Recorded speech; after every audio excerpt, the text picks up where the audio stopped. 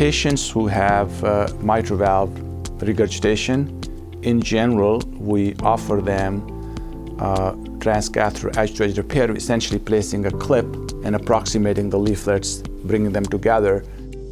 But there are many patients who are not candidates for transcatheter edge-to-edge repair or the clip procedure, and historically we really had nothing to offer them because those are also the patients who are not surgical candidates or high risk for surgery.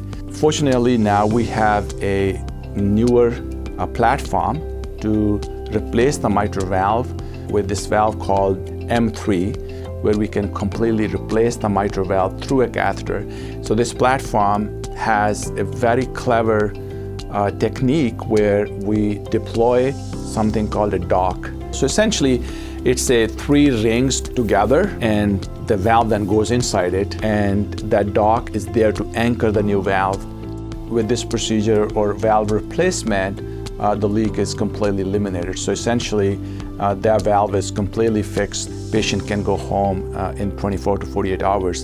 Again, very minimally invasively and extremely short recovery time.